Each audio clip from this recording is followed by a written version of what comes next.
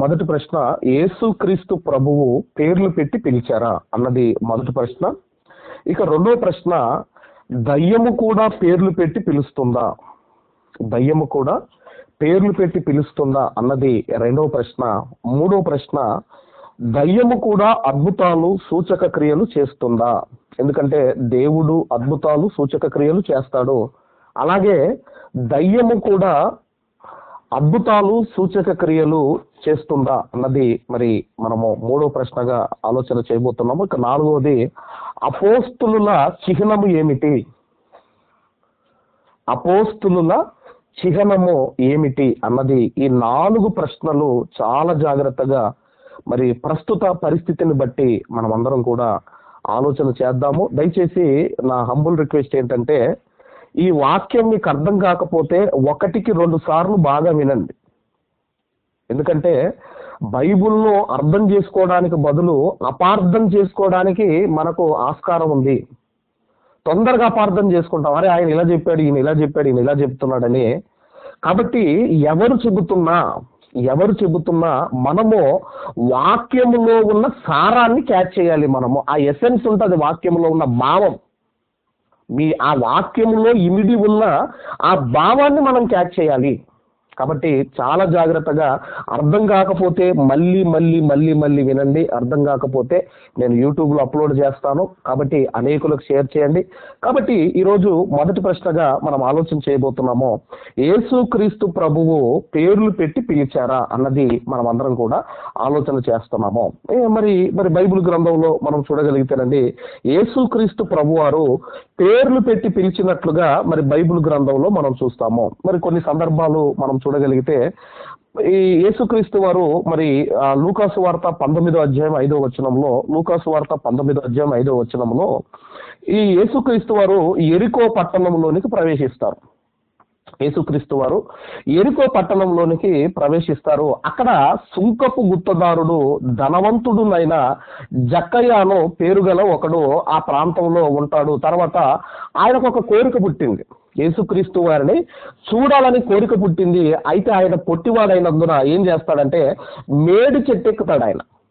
ఆయన పొట్టివాడైనందున మేడి చెట్టు ఎక్కుతాడు. అప్పుడు ఏం జరిగింది అన్నప్పుడండి, 5వ వచనము, లూకాసు వార్త 19వ అధ్యాయం 5వ వచనములో, యేసు ఆ చోటికి వచ్చినప్పుడు కన్నులెత్తి చూచి, జక్కయ్య త్వరగా దిగుము, నేడు నేను నీ ఇంట నుండవలసి ఉన్నదని అతనితో చెప్పగా.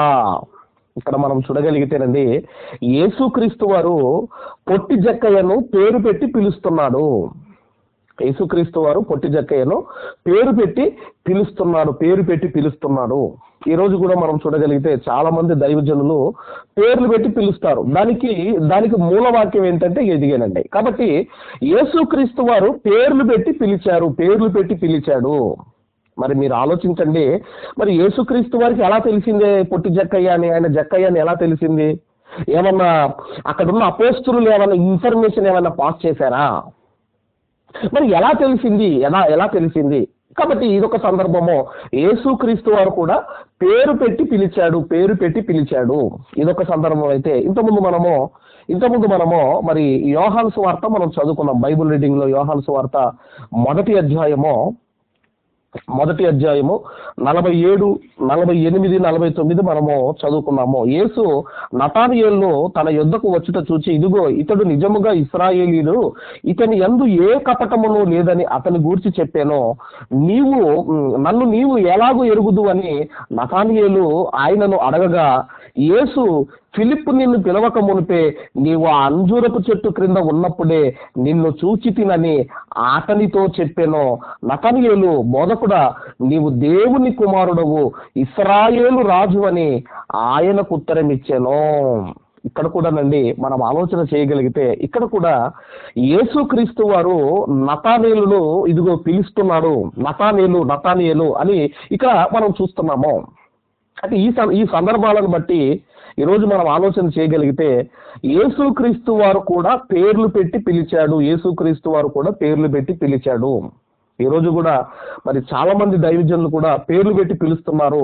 దానికి మరి మూలం ఏంటన్నప్పుడు మొదటి కొరింథీయులకు రాసిన పత్రిక, ముందుగా అపోస్తులైన పౌలు గారు కొరంథీయులకు రాసిన మొదటి పత్రిక 12వ అధ్యాయము 4వ వచనము నుండి 11వ వచనం వరకు గల వాక్య భాగాలు అందరూ కూడా రాసుకోండి. కొరంథీయులకు రాసిన మొదటి పత్రిక 12వ అధ్యాయము 4వ వచనము నుండి 11వ వచనం వరకు గల వాక్య భాగాలు అందరూ కూడా చదువుకోండి, రాసుకోండి. కృపావరములు నానా విధములుగా ఉన్నవి గాని ఆత్మ యొక్కడే, మరియు పరిచర్యలు నానా విధములుగా ఉన్నవి గాని ప్రభు ఒక్కడే. నానా విధములైన కార్యములు కలవు గాని అందులోనూ అన్నింటిని జరిగించు దేవుడు ఒక్కడే. అయినను అందరి ప్రయోజనము కొరకు ప్రతి వానికి ఆత్మ ప్రత్యక్షత అనుగ్రహించబడుచున్నది. ఏలయనగా ఒకనికి ఆత్మ మూలముగా బుద్ధివాక్యము, మరొకనికి ఆ ఆత్మను అనుసరించిన జ్ఞానవాక్యములు, మరొకనికి ఆ ఆత్మ వలననే విశ్వాసములు, మరొకనికి ఆ ఒక ఆత్మ వలననే స్వస్థపరచు వరములను, మరొకరికి అద్భుతములు చేయు శక్తియు, మరొకనికి ప్రవచన వరమును, మరొకరికి ఆత్మల వివేచనయు, మరొకరికి నానావిధ భాషలను, మరొకరికి భాషల అర్థము చెప్పు శక్తియు అనుగ్రహింపబడి ఉన్నవి. అయినను వీటన్నిటిని ఆ ఆత్మ యొక్కడే తన చిత్తము చొప్పున ప్రతి వానికి ప్రత్యక్షముగా పంచి ఇచ్చుచు కార్యసిద్ధి కలగజేయుచున్నాడు.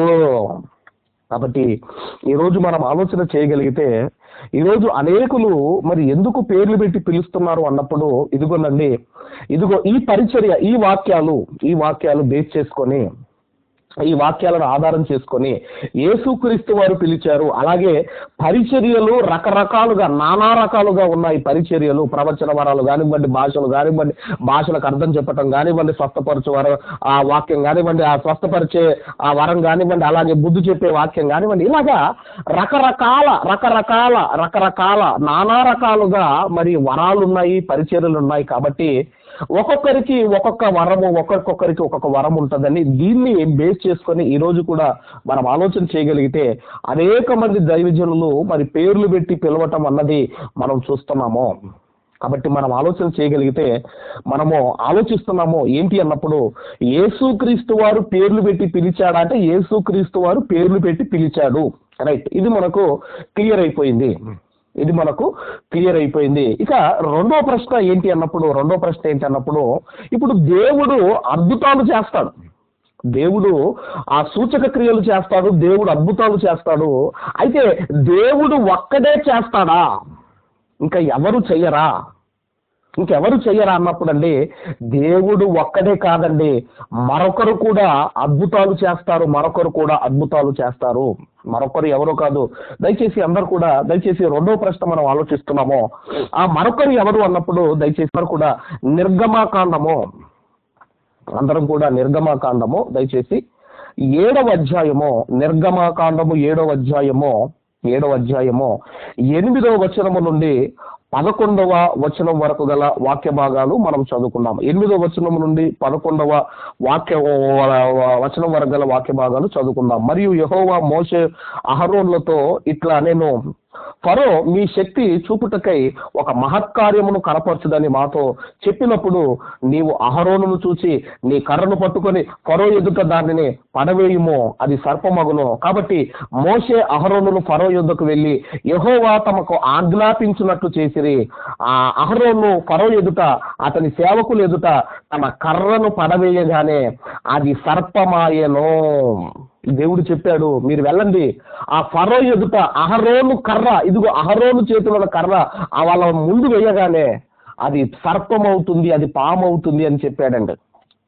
ఇప్పుడు ఇది దేవుని శక్తి కదండి, ఇది దేవుడు చేసిన అద్భుతము సూచక్రియ కదండి. ఇప్పుడు 11వ వచనం మీరు చూడగలిగితే అప్పుడు ఫరో తన విద్వాంసులను మంత్రజ్ఞులను పిలిపించెను. ఐగుప్తు శకులగాండ్రును కూడా తమ మంత్రముల చేత అలాగే చేసిరి. ఐగుప్తు శకులగాండ్రును కూడా తమ మంత్రముల చేత అలాగే చేసిరి. ఎలాగు చేశారు? మోషే అహరోనులు ఏ విధముగా అయితే కర్రను పాముగా సర్పముగా చేశారో ఆ ఐగుప్తు దేశములో ఉన్న శకులగాండ్రు కూడా వాళ్ళేం చేశారు అన్నప్పుడండి, యాజ్ ఇట్ ఈజ్ గా వాళ్ళు కూడా కర్రను పాముగా చేశారు. అందుకేనండి ఐగుప్తు దేశం అంటే ఆ రోజుల్లో, అంటే మోషే గారి కాలంలో అది డెవలప్డ్ కంట్రీ ఆ రోజుల్లో. ఈరోజు ఏ విధంగా అయితే ఒక అమెరికా ఎలాగైతే డెవలప్డ్ కంట్రీయో, ఆ రోజుల్లో అమెరికా కూడా అలాంటి కంట్రీ అండి, అలాంటి డెవలప్డ్ కంట్రీ అమెరికా కూడా, అభివృద్ధి చెందిన దేశం అది ఈ ఐగుప్తు దేశం అన్నది. కాబట్టి మనం ఆలోచన చేయగలిగితే, ఇక్కడ మనం చూడగలిగితే, దేవుడు ఏ విధముగా అయితే ఇదిగో ఒక కర్రను పాముగా ఏ విధముగా అయితే ఇదిగో మోషే అహరోన్ల ద్వారా ఏ విధంగా అయితే చేయించాడో, యాజ్ ఇట్ ఈజ్ అండి, యాజ్ ఇట్ ఈజ్ అందుకే అక్కడ ఏమని రాయబడింది, ఐగుప్తు శకునగాంధ్రులు కూడా తమ మంత్రముల చేత అలాగు చేసిరి, తమ మంత్రముల చేత అలాగు చేసిరి. అంటే యాజ్ ఇట్ ఈజ్ గా వీళ్ళు కూడా చేశారు, వీళ్ళు కూడా చేశారు. అలాగే మరొక సందర్భాన్ని కూడా మీరు చూడగలిగితే, అదే 7వ అధ్యాయము 22వ వచనాన్ని మనం చూడగలిగితే, 20, 20, 21, 22 వరకు మనం చదవగలిగితే, యెహోవా ఆజ్ఞాపించినట్లు మోషే అహరోనులు చేసిరి. అతడు ఫరో ఎదుటను అతని సేవకుల ఎదుటను తన కర్రను పైకెత్తి ఏటి నీళ్లను కొట్టగా ఏటి నీళ్ళన్నీ రక్తముగా మార్చబడెను, ఏటిలో చేపలు చచ్చెను, ఏరు కంపు కొట్టెను, ఐగుప్తీయులు ఏటి నీళ్లు తాగలేకపోయింది, ఐగుప్తు దేశం అంతటా రక్తము ఉండెను. ఐగుప్తు శకునగాండ్రు కూడా తమ మంత్రముల వలన అట్లు చేయగా యెహోవా చెప్పినట్లు ఫరో హృదయము కఠినమాయెను. ఐగుప్తు శకునగాండ్రు కూడా అట్లు చేయగా, అట్లు అంటే మనం తినే అట్లు కాదండి, అట్లు అంటే మనం తినే అట్లు కాదు. అంటే మోషే అహరోనులు ఏ విధముగా అయితే ఇదిగోనండి ఆ నైల్ నది మీద కొట్టి ఏ విధముగా అయితే వాళ్ళు నీటిని రక్తంగా మార్చారో, ఇదిగో ఐగుప్తు శకునగాండ్రు కూడా అలాగే చేసిరి అని రెండో సందర్భాన్ని మనం చదువుకుంటున్నాము. అంటే ఇక్కడ మనం చూస్తున్నాము, ఏం చూస్తున్నాము అన్నప్పుడు, ఇటు దైవశక్తి కనబడుతుంది, దుష్ట శక్తి కనబడుతుంది. అయితే ఫైనల్ టచ్ దేవుడిదే ఉంటుంది. మరొక సందర్భం కూడా మీరు చూడగలిగితే, అదే నిర్గమకాండం 8వ అధ్యాయము 7వ వచనాన్ని మనం అందరం కూడా చదువుకుందాం. నిర్గమకాండం 8వ అధ్యాయము 7వ వచనము. మరి ఆ దేశంలోని కప్పలు వస్తాయండి, ఆ దేశంలోనికి కప్పలు వస్తాయి. కప్పలు వచ్చినప్పుడు 7వ వచనంలో, శకునగాండ్రు కూడా తమ మంత్రముల వలన అలాగు చేసి ఐగుప్తు దేశము మీదికి కప్పలను రాజేసిరి. అంటే దైవశక్తి ఏదైతే చేస్తుందో సేమ్ అదే దుష్టశక్తి కూడా చేయిస్తుంది చూడండి. కాబట్టి ఫైనల్ టచ్ ఎవరిదంటే దేవుడే. అంటే అద్భుతాలు అనేటివి ఒక దేవుడే చేస్తాడు, దేవుడే చేశాడు అనుకోకండి. ఇక్కడ మరి ఎవరు చేస్తున్నారు అన్నప్పుడు ఇక్కడ దయ్యము కూడా, దుష్ట శక్తి కూడా అద్భుతాలు చేస్తుంది చూడండి. దుష్ట శక్తి కూడా అద్భుతాలు చేస్తుంది. ఎందుకంటేనండి, లోకములో దేవుని పిల్లలు ఉన్నారు, అలాగే అపవాది పిల్లలు కూడా ఉన్నారు. కాబట్టి ఒక దేవుడు చేసినవి అపవాది కూడా చేస్తున్నాడు, దుష్ట శక్తి కూడా చేస్తున్నాడు. అయితే ఫైనల్ టచ్ అంటే దేవుడిదే. ఇక తర్వాత అదే ఈ నిర్గమకాండం 8వ అధ్యాయము 17వ వచనం నుండి 19వ వచనం వరకు గల వాక్య భాగాలు మనం చదవగలిగితే, 17వ వచనం నుండి 19వ వచనం వరకు గల వాక్య భాగాలు మనం చదవగలిగితే, 8వ అధ్యాయము 17, 18, 19 చదువుకుందాం. అహరోను తన చేతి కర్రను పట్టుకొని చెయ్యి చాపి ఆ దేశపు ధూళిని కొట్టినప్పుడు పేర్లు మనుషుల మీదను జంతువుల మీదను ఉండెను. తలలో పేర్లు ఉంటాయి కదండి, అవి మనుషుల మీదను అవి జంతువుల మీదను ఉండెను. ఐగుప్తు దేశం అంతటను ఆ దేశపు ధూళి అంతయు పేర్లాయను. 18వ వచనము, శకునగాండ్రులు కూడా పేర్లను పుట్టించవలనని తమ మంత్రముల చేత అట్లు చేసిరి గాని అది వారి వలన కాకపోయెను. వాళ్ళు చేస్తారు, దేవుని శక్తి చేస్తుంది అద్భుతాలు, మహత్కార్యాలు, అలాగే దుష్ట శక్తి కూడా చేస్తుంది. కానీ ఫైనల్ విజయం ఎవరిదంటే దేవుడిదే. ఇంతకుముందు పాములు అక్కడ సర్పం చేశాడు కదండి మోషే గారు, అహరోను సర్పం చేశారు, కర్ర వేస్తే సర్పం అవుతుంది కదా. ఇప్పుడు ఐగుప్తీయులు కూడా, శకునగాళ్ళు కూడా సర్పములు చేశారు కదా. అయితే వాళ్ళ పాములు ఇది మింగేస్తుంది, కర్ర ఈ పాము ఈ సర్పము మింగేస్తుంది. ఇక్కడ కూడా వీళ్ళు కూడా ఈ శకునగాళ్ళు కూడా ఇదిగో ధూళి ద్వారా చెయ్యాలి అనుకున్నారు, కానీ వారి వల్ల కాలేదు, వారి వల్ల కాలేదు, వారి వల్ల కాలేదు. ఎందుకంటేనండి దేవుని శక్తి అర్థం కావాలి. దేవుని శక్తి, దుష్ట శక్తి ఉన్నప్పుడే దేవుని శక్తి అనేది మనకు అర్థమవుతుంది, దేవుని శక్తి అనేది మనకు అర్థమవుతుంది. కాబట్టి అవన్నీ చేశారు, మరి ఇదెందుకు చేయలేకపోయారు? ఏంటంటే కర్రను సర్పంగా చేశారే, నీళ్లను రక్తంగా చేశారే, అలాగే కప్పలు రప్పించారే, మరి ఇదెందుకు చేయలేకపోయారు? అప్పుడు వాళ్ళు అంటున్నారు, శకునగాళ్ళు అంటున్నారు 19వ వచనంలో వాళ్ళు ఏమంటున్నారు అంటే, శకునగాండ్రు ఇది దైవశక్తి అని ఫరోతో చెప్పిరి. ఇది ఎవరి శక్తి అటండి? ఇది దైవశక్తి అని శకునగాండ్రు చెబుతున్నారు, ఫరోతో చెబుతున్నారు, శకునగాండ్రు ఫరోతో చెబుతున్నారు. కాబట్టి అద్భుతాలు, సూచక క్రియలు అనేటివి దేవుడు చేస్తాడు. అలాగే ఇదిగోనండి దయ్యము కూడా చేస్తుంది, దుష్ట శక్తి కూడా చేస్తుంది. మర్చిపోవద్దు. దాన్ని ఐడెంటిఫై చేయాలి, దాన్ని మనము ఐడెంటిఫై చేయాలి. మరి అన్ని చేయగలిగారు, ఎందుకు ఇక్కడ ఇదిగో పేర్లుగా ధూళితో పేర్లు ఎందుకు చేయలేకపోయారు? అందుకే వాళ్ళు అంటున్నారు, వాళ్ళు ఒప్పుకుంటున్నారు, అయ్యా ఇది దైవశక్తి. అందుకే ద్వితీయోపదేశ కాండంలో ఏం రాయబడిందో ఒక్కసారి మీరందరూ కూడా చూడగలిగితే, ద్వితీయోపదేశ కాండము దయచేసి 13వ అధ్యాయము, ద్వితీయోపదేశ కాండము 13వ అధ్యాయము మొదటి 3 వచనాలు జాగ్రత్తగా చూడండి. దయచేసి మొదటి 3 వచనాలు చాలా జాగ్రత్తగా చూడండి. ప్రవక్త అంటే జరగబోయేది చెప్పేవాడు. ఈ ప్రవక్త గురించి నెక్స్ట్ వీక్ ఇవన్నీ కూడా కంటిన్యూ చేసుకున్నాం. ప్రవక్తయే గాని, కలలు కనేవాడు గాని నీ మధ్యన లేచి నీ ఎదుట సూచక క్రియ అయినను మహత్కార్యమైనను చేసి, అంటే ప్రవక్తయే గాని అలాగే కలలు కనేవాడే గాని మీ మధ్య, అంటే ఇశ్రాయేళ్ల మధ్య లేచి నీ ఎదుట సూచక క్రియ అయినను మహత్కార్యములైనను చేసి నీ వెరుగని ఇతర దేవతలను అనుసరించి పూజింతుము రండని చెప్పిన ఎడలా, అంటే వాళ్ళు కూడా చేస్తారు.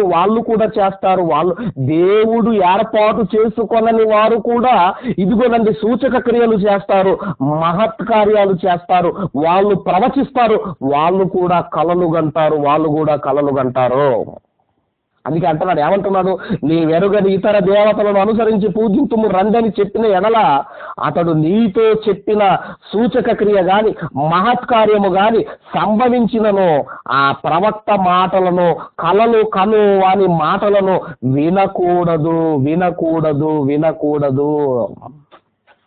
అంటే మనం ఆలోచన చేయగలిగితే జరుగుతున్న అన్ని దేవుడే చేస్తున్నాడు, దేవుడే చేస్తాడు అనుకోకండి.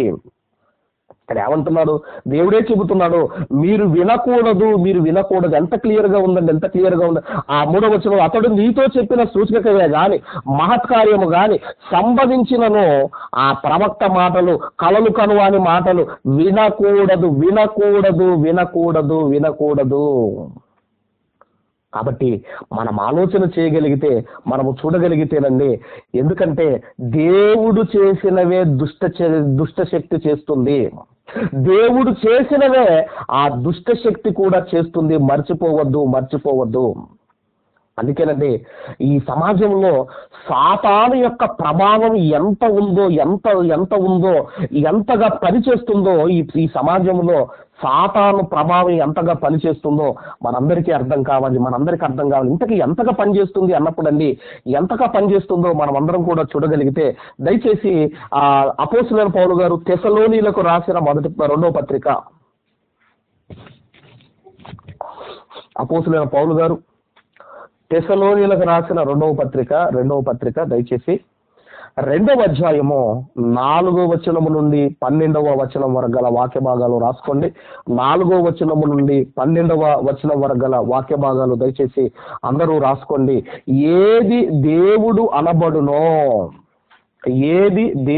అనబడునో తెస్సలోనీయులకు రాసిన 2వ పత్రిక 2వ అధ్యాయము 4వ వచనము నుండి దయచేసి అందరూ కూడా 12వ వచనం వరకు గల వాక్య భాగాలు అందరూ రాసుకోండి. అక్కడ ఏమనుందన్నప్పుడండి, ఏది దేవుడు అనబడునో, ఇంతకీ ఏది దేవుడు? ఆది యందు వాక్యం ఉండెను, వాక్యము దేవుని యొద్ద ఉండెను, వాక్యమే దేవుడయ్యుండెను, వాక్యమే దేవుడయ్యుండెను. అంటే ఇప్పుడు ఏది దేవుడు? వాక్యము దేవుడు, వాక్యము దేవుడు, వాక్యము దేవుడు.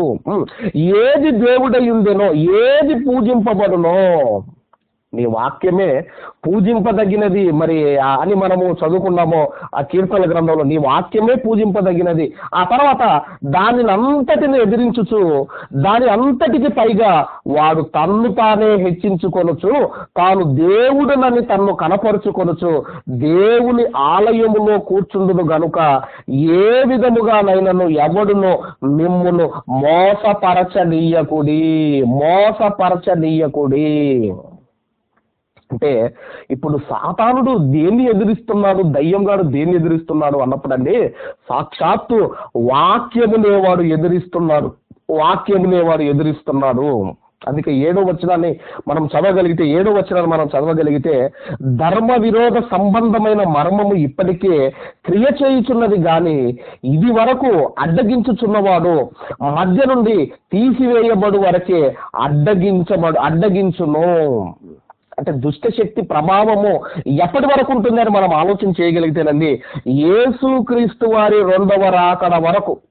అందుకే అంటున్నాడు ధర్మ విరోధి సంబంధమైన మర్మము ఇప్పటికే క్రియ చేయుచున్నది గాని ఈ క్రియలు ఎప్పటి వరకు జరుగుతాయి అన్నప్పుడు అండి యేసుక్రీస్తు వారి 2వ రాకడ వరకు దుష్టశక్తి యొక్క ప్రభావం ఉంటుంది. అందుకే 9వ వచనం నుండి 12 వరకు మనం చూడగలిగితే నశించుచున్న వారు తాము రక్షింపబడుటకై సత్య విషయమైన ప్రేమను అవలంబించకపోయిరి గనుక వారి రాక అబద్ధ విషయమైన సమస్త బలముతోనూ నానా విధములైన సూచక క్రియలతోనూ మహత్కార్యములతోనూ దుర్నీతి పుట్టించు సమస్త మోసముతోనూ నశించుచున్న వారిలో సాతాను కనపరచు బలమును అనుసరించి ఉండును. ఇందుచేత సత్యమును నమ్మక దుర్నీతి యందు అభిలాష గల వారందరూ శిక్షావిధి పొందుటకై అబద్ధమును నమ్మునట్లు మోసము చేయు శక్తిని దేవుడే వారికి పంపుచున్నాడు. కాబట్టి నశించిపోయే వారిలోనండి సాతాను ఏమేం చేస్తాడట? సూచక క్రియలు, మహత్ కార్యాలు వాడు కనపరుస్తాడంటే ఒరిజినలే డూప్లికేటే కదండి. ఒరిజినలే డూప్లికేటే. ఇప్పుడు యేసుక్రీస్తు వారిని మీరు ఆలోచన చేయగలిగితే ఆయన ఆన్ ద స్పాట్ స్వస్థత చేసేది. యేసుక్రీస్తు వారు మీరు చూడగలిగితేనండి యేసుక్రీస్తు వారు పుట్టుగుడ్డివాడు వచ్చాడు అనుకోండి అప్పుడే కన్నులు వచ్చేటివి. చనిపోయిన వారిని లేపేవాడు. లాజరు చనిపోయి 4 దినములైతే వెంటనే 4 దినముల తర్వాత ఆయన లేపాడు. అంటే యేసుక్రీస్తు వారు ఆన్ ద స్పాట్ ఆయన ఏం చేసేవాడంటే ఆయన రియల్ గా అద్భుతాలు చేసేవాడు. అయితే సాతాను ఏం చేస్తుంది అన్నప్పుడు కనపరుస్తుంది అంటే మాయ చేస్తాడు, మోసం చేస్తాడు. ఎందుకంటే నిన్ను పాడు చేయడానికి. అందుకే మనం ఆలోచన చేయగలిగితే మరి లాజరు కూడా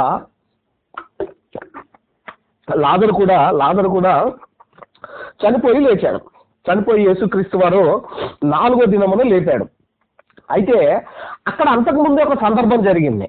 ఏం సందర్భం జరిగింది ఒక్కసారి మనం చూడగలిగితే యోహాను సువార్త 11వ అధ్యాయము, దయచేసి అందరూ కూడా యోహాను సువార్త 11వ అధ్యాయము 37వ వచనాన్ని మనం అందరం కూడా చదువుకుందాం. 37వ వచనము మనం అందరం కూడా దయచేసి చదువుకుందాం. 37వ వచనములో ఏమనుందంటే వారిలో కొందరు ఆ గుడ్డివాని కనులు తెరిచిన ఈయన ఇతని చావకుండా చేయలేడా అని చెప్పిరి. ఇంతకీ గుడ్డివాడు ఎక్కడ ప్రస్తావన? ఇది 9వ అధ్యాయంలో మనకు కనపడుతుందండి. 9వ అధ్యాయం యోహాను సువార్త 9వ అధ్యాయము 6వ వచనంలో ఆయన ఇట్లా చెప్పి నేల మీద ఉమ్ము వేసి ఉమ్మితో బురద చేసి వాని కన్నుల మీద ఆ బురద పూసి నీవు సిలోయమను కోనేటికి వెళ్ళి అందులో కడుక్కొనమని చెప్పాను. సిలోయమను మాటకు పంపబడిన వాడు అని అర్థము. వాడు వెళ్ళి కడుక్కొని చూపు గలవాడై వచ్చాను. అంటే ఈ అద్భుతం ఎక్కడ జరిగింది? ఈ కన్నుల మీద ఉమ్ము వేసి ఇదిగో సిలోమను ఆ కోనేటిలో వెళ్ళి కడుక్కోమని చెప్పి అద్భుతం ఎక్కడ జరిగింది అన్నప్పుడు అండి, ఇదిగో లాజరు గారు, మరియమ్మ గారు, ఇదిగో మార్త గారు ఏ ప్రాంతంలోనైతే ఉంటున్నారో ఆ ప్రాంతంలో ఒక అద్భుతం చేశారు యేసుక్రీస్తు వారు. అయితే వీళ్ళకి నమ్మకం లేదు. అప్పుడు చేసినప్పుడు ఏదో సర్కస్లో వాళ్ళు విన్యాసాలు చూసి వెళ్ళిపోయినట్టుగా వెళ్ళిపోయారు, కానీ వీళ్ళకు నమ్మకం లేదు. మళ్ళీ వీళ్ళకు నమ్మకం రావాలని యేసుక్రీస్తు వారు 4 దినములు లేటుగా వెళ్ళాడండి. 4 దినములు అయిన తర్వాత వెళ్ళాడు. ఎందుకంటే వాళ్ళకు మార్పు రావాలి, వాళ్ళకు మారు మనసు రావాలి. ఇంకా నమ్మటం లేదు. ఒక అద్భుతం చేస్తే, ఒక సూచక్రియ చేస్తే ఏదో సర్కస్లో ఫీడ్స్ చూసి వెళ్ళిపోయినట్టుగా చూసి వెళ్ళిపోతున్నారు. కానీ యేసుక్రీస్తు వారి మీద నమ్మకం రావటం లేదు. అందుకే 4 దినముల తర్వాత వెళ్ళాడు. 4 దినముల తర్వాత వెళ్ళాడు. అక్కడే ఆల్రెడీ ఒక అద్భుతం చేశాడు కదండి, మళ్ళీ చేస్తాడు కదండి. ఆ విశ్వాసము, ఆ నిరీక్షణ, ఆ నమ్మకము ఇదిగోనండి ఆనాడు ఉన్న ప్రజలకు లేదు. అందుకే యేసుక్రీస్తు వారు అద్భుతాలు, ఈ మహత్కార్యాలు ఎందుకు చేశాడో ఒక్కసారి మీరు అందరూ కూడా బైబిల్లో నుండి మీరు అందరూ కూడా చూడగలిగితే ఎందుకు చేశాడో చూడండి ఒకసారి. మత్తయి సువార్త 11వ అధ్యాయము, దయచేసి మత్తయి సువార్త 11వ అధ్యాయము 20, 21, 22 వచనాలు మనం అందరం కూడా చదువుకున్నాం. మత్తయి సువార్త 11వ అధ్యాయము 20, 21, 22 వచనాలు మనం చదువుకున్నాం. పిమ్మట ఏ పట్టణములో ఆయన విస్తారమైన అద్భుతములు చేసెనో ఆ పట్టణముల వారు మారు మనసు పొందకపోవటం వలన ఆయన వారిని ఇట్లా గర్జింపసాగేనో. విస్తారమైన అద్భుతాలు చేశాడటండి, ఆన్ ద స్పాట్ అండి.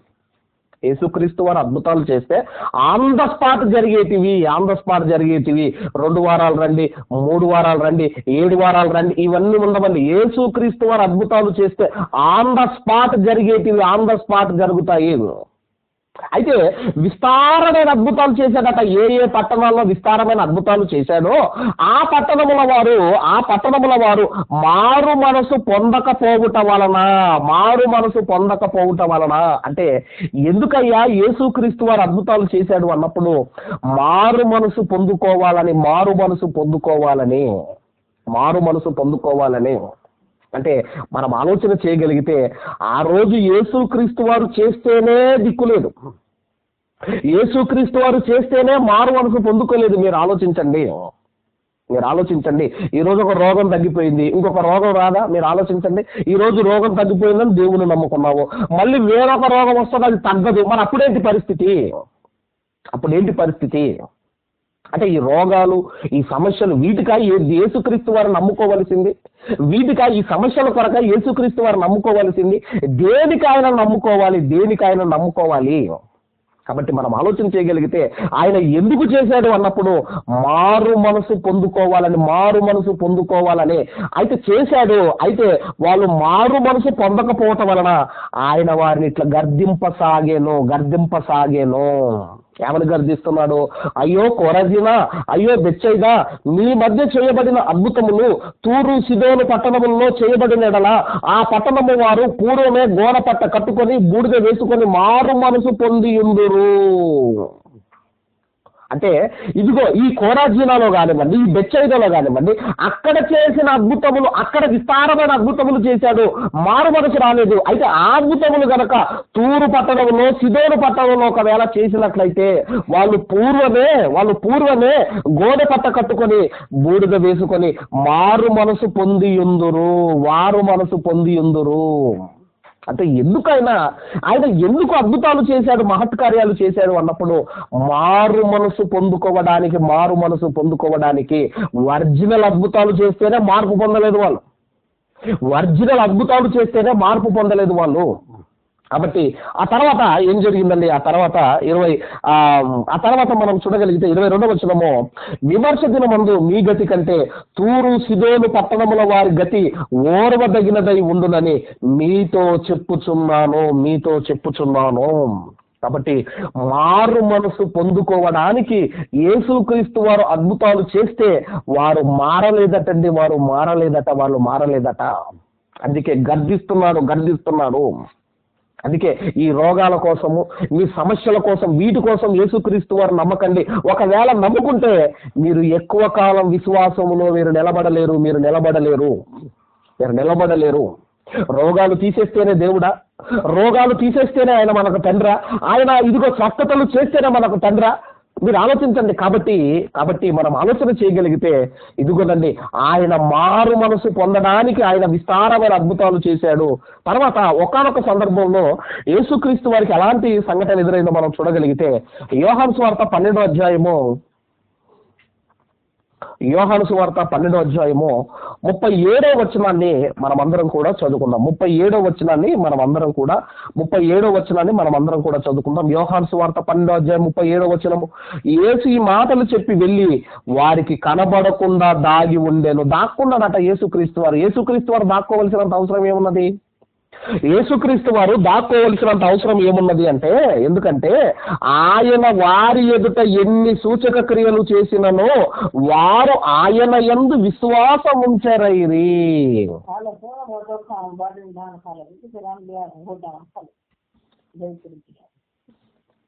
కాబట్టి వారు ఆయన యందు విశ్వాసం ఉంచరైరి. ఎందుకయ్యా దాక్కునే పరిస్థితి యేసుక్రీస్తు వారికి వచ్చిందంటే, ఎన్ని అద్భుతాలు చేసినా, ఎన్ని మహత్కార్యాలు చేసినా, ఏదో సర్కస్ లో ఫీట్స్ ఉంటాయి కదండి, వాళ్ళ ఫీట్స్ అవి చూసి ఏ విధంగా అయితే సంతోషపడి వెళ్ళిపోతామో ఆ తర్వాత మర్చిపోతామో, ఎన్ని అద్భుతాలు ఎన్ని మహత్కార్యాలు చేసినా వాళ్ళు మర్చిపోయారు. అందుకే యేసుక్రీస్తు వారు దాక్కుంటున్నాడు. ఎందుకంటే మార్పు రావటం లేదు. ఎన్ని చేసినా మార్పు రావటం లేదు. మరి అలాగని ఇప్పుడు మళ్ళీ మీరు అపార్థం చేసుకోకండి. అంటే ఇప్పుడు మనకు స్వస్థత లేవా, స్వస్థత జరగదంటే జరుగుతుంది. ఏమన్నాడు? నీ విశ్వాసమే నిన్ను స్వస్థపరచును అన్నాడు. ఇప్పుడు మీకు విశ్వాసం లేదనుకోండి, మీకే విశ్వాసం లేనప్పుడు ఎవరి దగ్గరకు వెళ్ళి ఆయన ఏదో చేస్తే మీకేదో మేలు జరుగుతుంది అనుకుంటే అది నీ పొరపాటు. అందుకే అంటున్నాడు, మీ విశ్వాసము మిమ్మల్ని స్వస్థపరచును. ఆయన ఎవరు అండి? ఎక్కడో ఇలాంటి దగ్గర జనాలు విపరీతంగా ఉంటారు. ఆయన ఎవరో ఖమ్మంలో అనుకుంటా. ఆయన చెమటలో నుండి అభిషేకం వెళ్తుందట. చెమటలో నుండి మరి బైబిల్లో ఎక్కడ లేదు. ఇదిగో ఇలాంటి వాళ్ళ దగ్గర మీరు ఆలోచన చేయగలిగితే తండోపతండాలుగా జనాలు చెమటలో నుండి అభిషేకం వెళ్తాదని ఇలాంటివి చెబితే, ఇదిగోనండి ఈయన బైబిల్ తప్పు చెబుతున్నాడని. అందుకే నేను ఏమంటున్నాను, 1, 2, 3 సార్లు బైబిల్లో చెప్పబడుతున్నది చదవండి, చెబుతున్న ఈ వాక్యాన్ని స్పష్టంగా వినండి.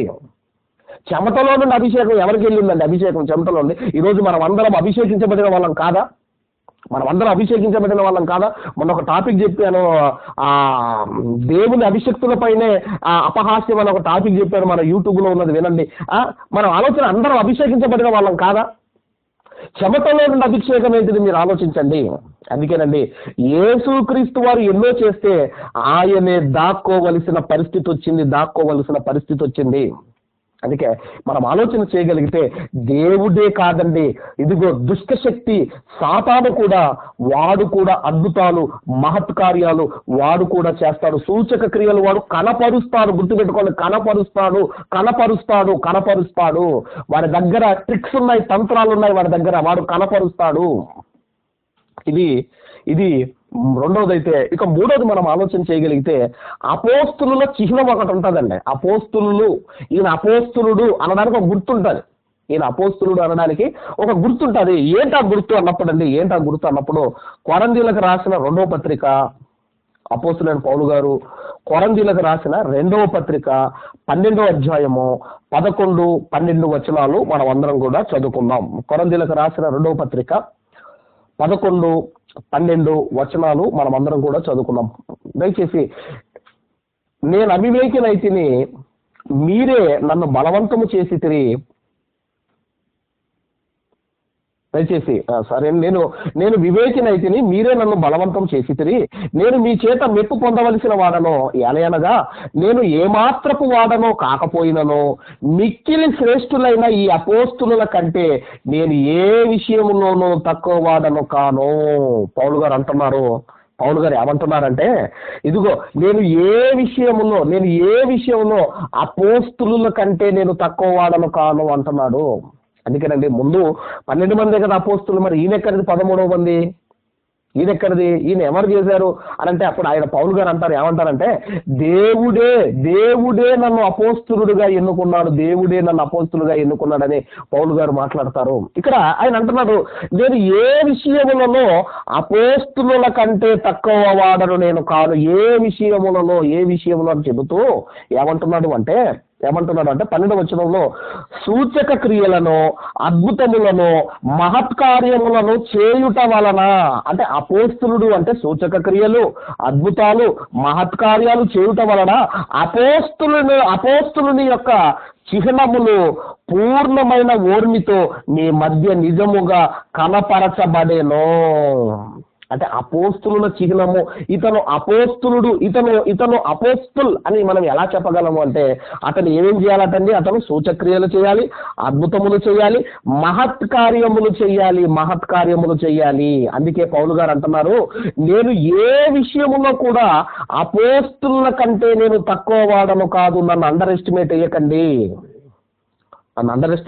ఇంతకీ ఎందుకండి మరి అపోస్తుల ద్వారా అద్భుతాలు, సూచక్రియలు, మహత్కార్యాలు ఎందుకు చేయించాడు అన్నప్పుడు దయచేసి అందరూ కూడా మార్క్స్ వార్త 16వ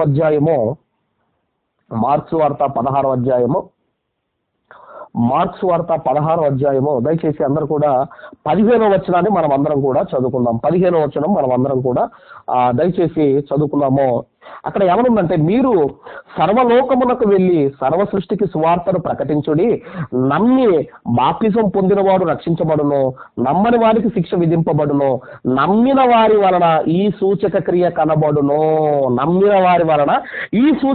కనబడును. ఎలయనగా నా నామమున దయ్యములను వెళ్ళగొట్టుదురు, క్రొత్త భాషలు మాట్లాడుదురు, పావులను ఎత్తి పట్టుకొందురు, మరణకరమైనది ఏది త్రాగిననో అది వారికి హాని చేయదు, రోగుల మీద చేతులుంచినప్పుడు వారు స్వస్థత నొందుదురని వారితో చెప్పెను. యేసుక్రీస్తు వారు అపోస్తులకు చెబుతున్నాడు.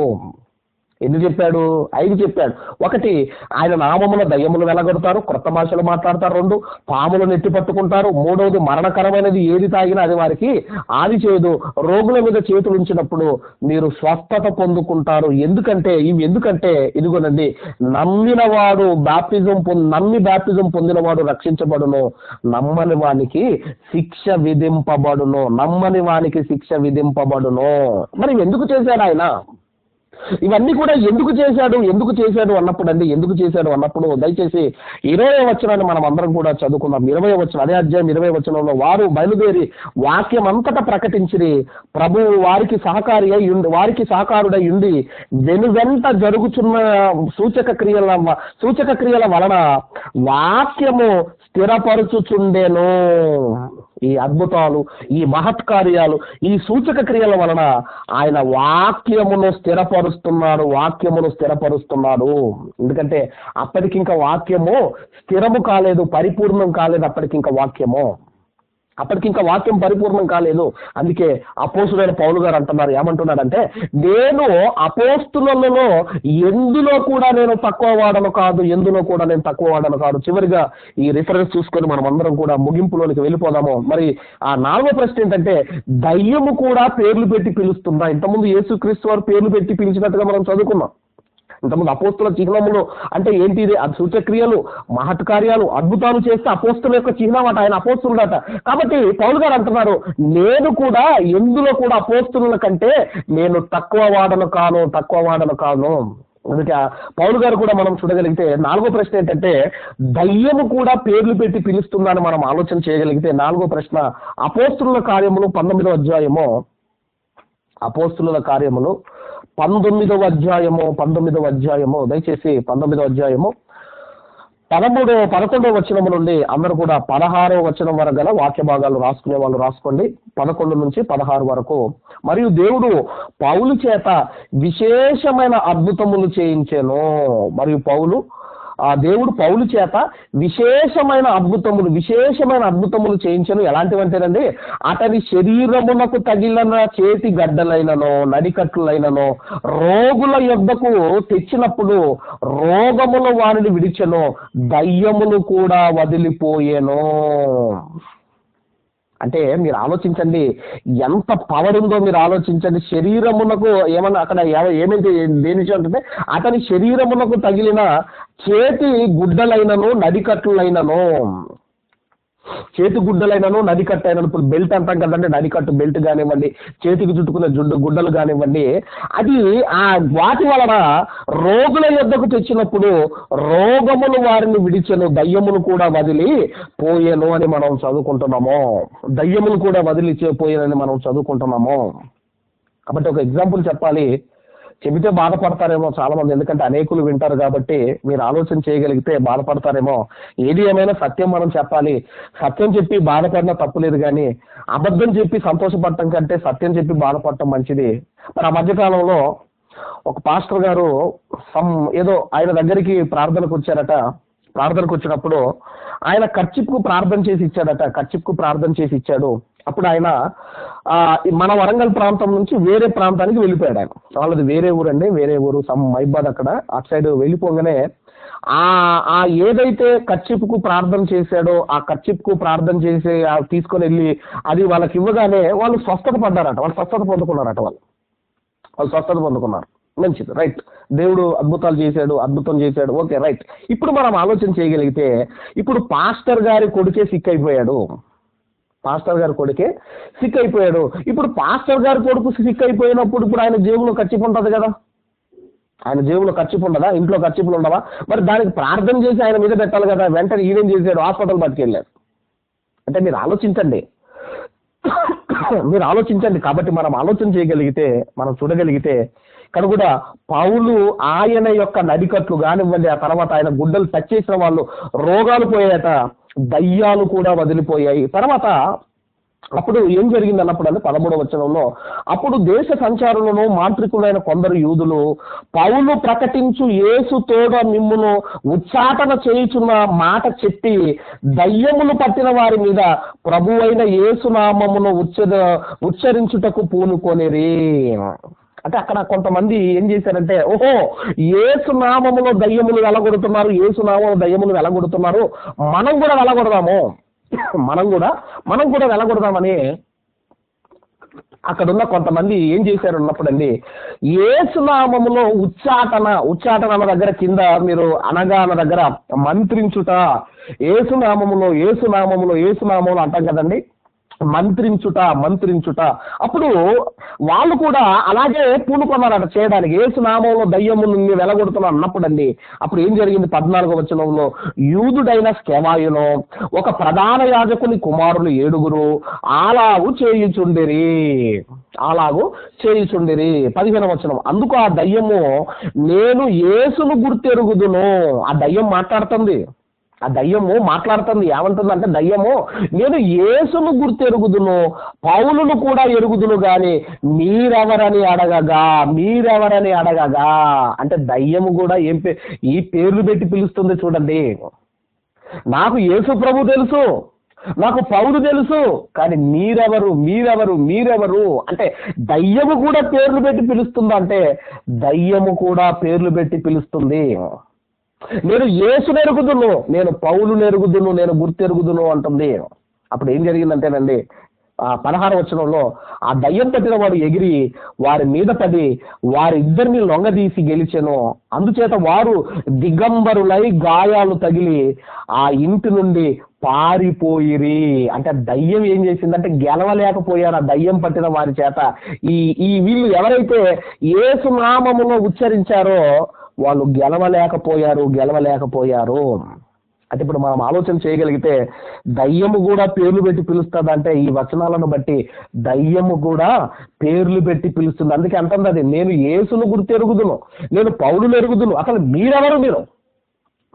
మీరు కాబట్టి మనం ఆలోచన చేయగలిగితే 4 విషయాలు చెప్పాను. కాబట్టి ఇప్పుడు ఈ 4 విషయాలు ఇప్పుడు మీకు అర్థం కాకపోతే మళ్ళీ ఒకసారి రిఫరెన్స్లో మళ్ళీ ఒకసారి 1కి 2 సార్లు 3 సార్లు 4 సార్లు 5 సార్లు విన్నా నష్టం లేదు. కాబట్టి మన గ్రూప్లో మన యూట్యూబ్లో ఉంటుంది. 1కి 3 సార్లు మీరు వినండి, అర్థం చేసుకోండి. వాక్యానుసారముగా మనం బ్రతుకుదాము, వాక్యాలను మనం పరిశీలన చేసి మనం బ్రతుకుదాం. కాబట్టి ఇది ఒక భాగం చెప్పాను, ఇంకా ఉందండి, ఇంకా ఉంది. ఇది 2వ భాగాన్ని, ఇంకా 3వ భాగం దేవుని చిత్తం అయితే మరి నెక్స్ట్ వీక్ మనము కంటిన్యూ చేసుకుందాం. మొదటి ప్రశ్న ఏంటండి, యేసుక్రీస్తు వారు పేర్లు పెట్టి పిలిచాడంటే పిలిచాడు. 2వది, ఈ దేవుడు అద్భుతాలు సూచక్రియలు చేస్తాడు, దయ్యం కూడా చేస్తుందంటే దయ్యం కూడా అద్భుతాలు సూచక్రియలు చేస్తుంది అని మనం నేర్చుకున్నాము. 3వది, అపోస్తుల చిహ్నం అంటే ఏంటో నేర్చుకున్నాము. 4వది, దయ్యం కూడా పేర్లు పెట్టి పిలుస్తుంది అంటే దయ్యం కూడా పేర్లు పెట్టి పిలుస్తుంది, దయ్యం కూడా పేర్లు పెట్టి పిలుస్తుంది.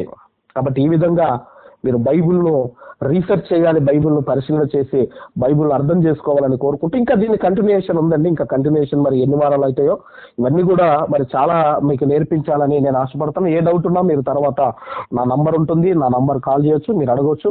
కాబట్టి ఈ మాటలు మన హృదయాల్లో దేవుడు ఫలింపజేయును గాక. ఆమె